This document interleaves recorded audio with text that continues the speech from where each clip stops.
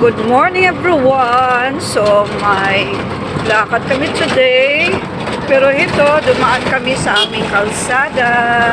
So update tayo. Yun. So dumaan kami cemented na. Dito kahit Sunday may gumagawa. Yun. Nagkumbong dahil sigira din nagtanap. Okay.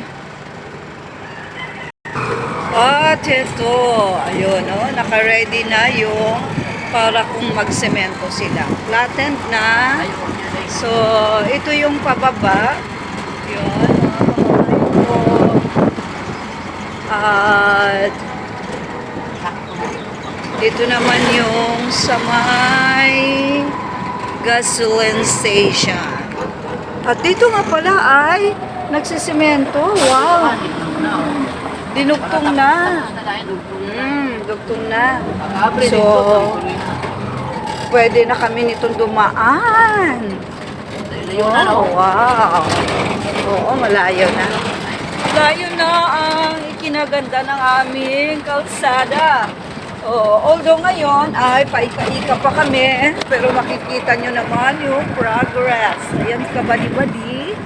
Doon ay diretsyo na ang ating kalsada. Diba? Ayun. So, itong lane na lang ito ang hindi pa na gawa. At doon naman sa Balay Entrada kasi marami mga kailangang bungkali ng mga bato. No? Dito ang lalim na tambak nito. Ayun. So, yun lang yung update natin. At doon naman ay lagi nang nakikita yung malapit sa may fish pans, yung nakaharap doon kapadaw ay cemented na. Yun.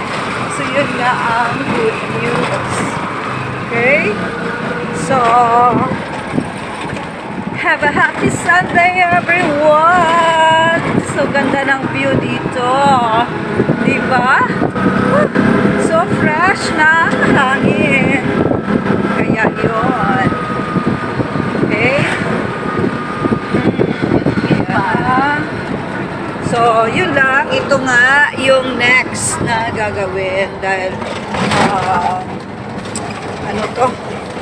malalaking tibag ng bato.